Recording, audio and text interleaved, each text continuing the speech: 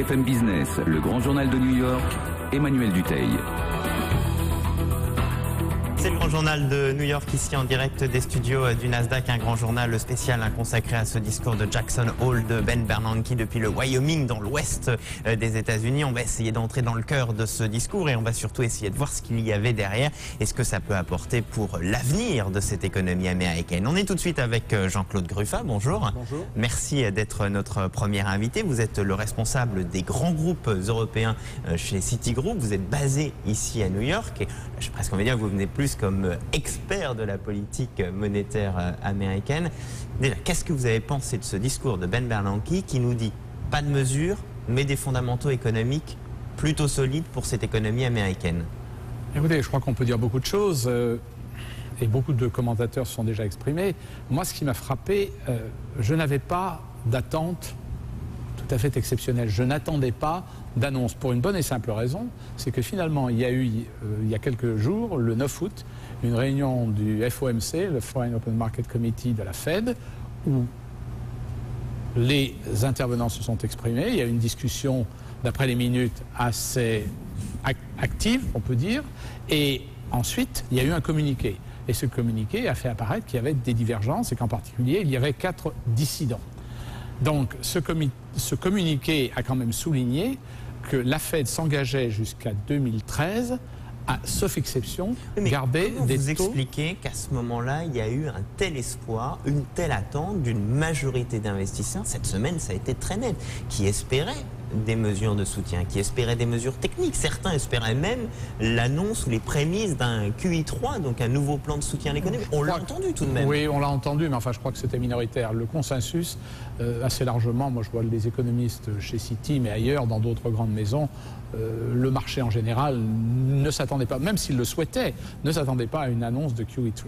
Cela dit, le QE3, il n'est pas annoncé, mais si vous lisez en filigrane ce qu'a dit le président de la Fed ce matin, il se réserve le droit, si les choses étaient plus graves et se détérioraient plus qu'il ne l'anticipe, de prendre un certain nombre de mesures, sur lesquelles d'ailleurs il n'a été absolument pas clair du tout, puisqu'il n'a rien dit en fait. Il a dit qu'il avait un certain nombre d'outils à sa disposition, et c'est la discussion qu'avait eue le FOMC, semble-t-il, au mois d'août. Et là, on nous annonce qu'au lieu d'une journée, ils vont se réunir 2 journées, le 20 et 21 septembre, je crois.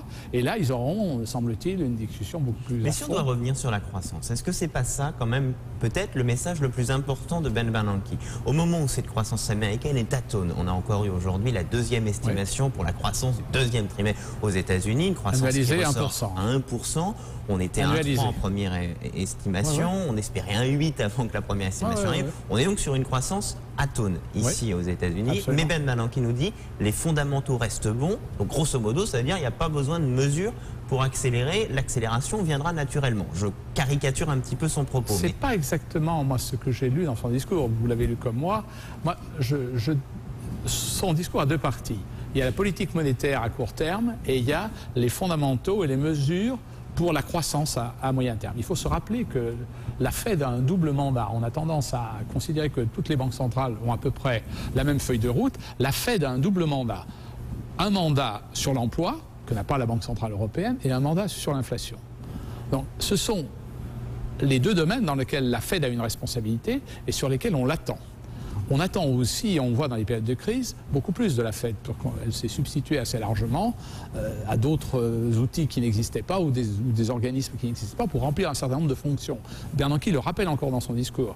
Il est là pour réguler et superviser le système bancaire et financier, qui va mieux. Il le dit, les banques américaines vont mieux. Ça, c'est un facteur quand même qui est rassurant. Elles sont mieux capitalisées, les risques sont mieux gérés. Ça, c'est un aspect qui est positif.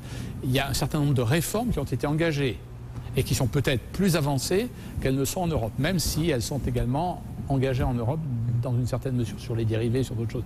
Il y a beaucoup de choses qui ne sont pas faites, mais il souligne qu'il y a toute une série de choses. Donc, la Fed a son mandat traditionnel et elle fait un peu au-delà. Cela dit, il y a le domaine des politiques, et le domaine des politiques, c'est justement ce qui concerne la croissance à moyen terme. Et la croissance à moyen terme... Non mais attendez, juste pour terminer, si vous permettez. Il dit, on peut s'interroger sur les contradictions qu'il y a entre les mesures qu'il faudrait prendre à court terme et les mesures qu'il faudrait prendre à long terme. Et donc il dit, à court terme, effectivement, on aurait besoin de certaines relances. Mais à moyen terme, on a besoin de discipline budgétaire et donc de lutter contre les déficits.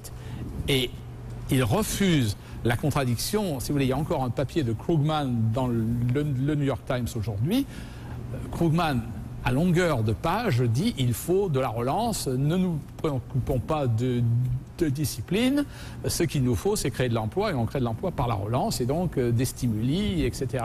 Et donc, ce que demandait aussi le vice-président Joe Biden aujourd'hui. Bien sûr, mais ça c'est le rôle des politiques.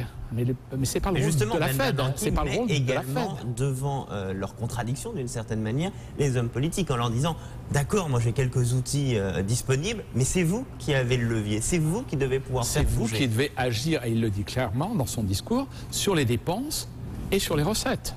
Et il parle des recettes et des dépenses. C'est déjà d'une certaine manière donner une indication, puisque vous savez très bien que la position qui a été maintenue en particulier par la majorité républicaine à la Chambre des représentants, c'est pas de réforme fiscale, on ne bouge pas sur les impôts. On n'augmente pas les impôts. Eh ben, vous ne bougez pas non plus, vous restez avec nous. C'est Jean-Claude Gruffat, l'un des responsables de Citigroup, qui est l'un de nos invités dans ce grand journal, ici en direct de New York.